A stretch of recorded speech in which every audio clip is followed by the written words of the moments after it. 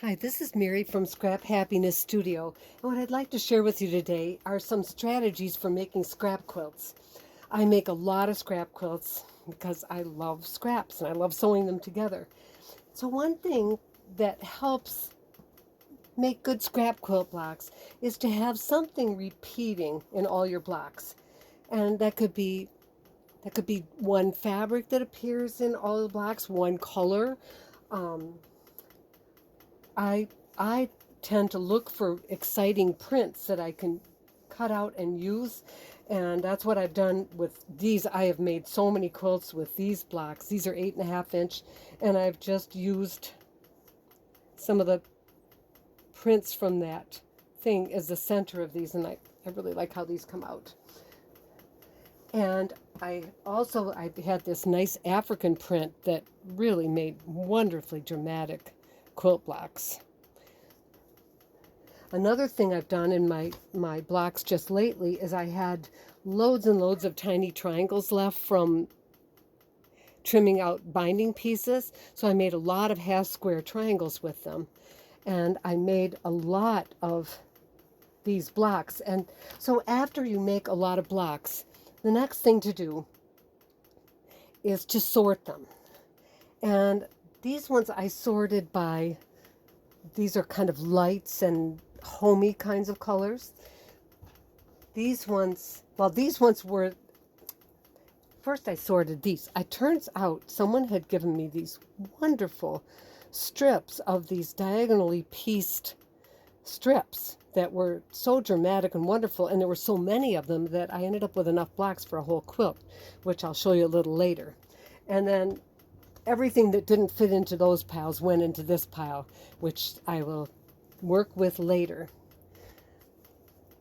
So another hint is that it's helpful, if you can, to try to keep your blocks either all one color or one color family or one flavor. Like if you have a lot of Aunt Gracie scraps, it's good to keep all those kind of in one block so that you're not trying to mix up Aunt Gracie's and batiks and Detroit Lions fabrics in one block.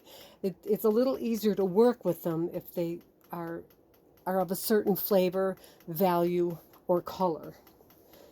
Now, before I cut up any of my scraps, I look through them to see if there's any that I can cut into 4.5 inch squares. Now, I often piece these also, but these size of blocks can make really dramatic, wonderful quilts using a strategy that I'm going to share with you now. I learned this strategy from my friend Mildred Perry because we've made a lot of scraps quilts together. And where we work, we didn't have any place to lay out our quilts.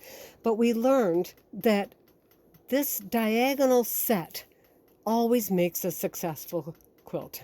So when I'm doing these blocks, I'll sort them by color, and if I can, I'll put them in stacks of 10, because when you use this arrangement, you know what you need to make this strong diagonal line. If you've got 4 blocks across and 5 down, you know that you need 4 of one color or flavor to go all the way across your piece.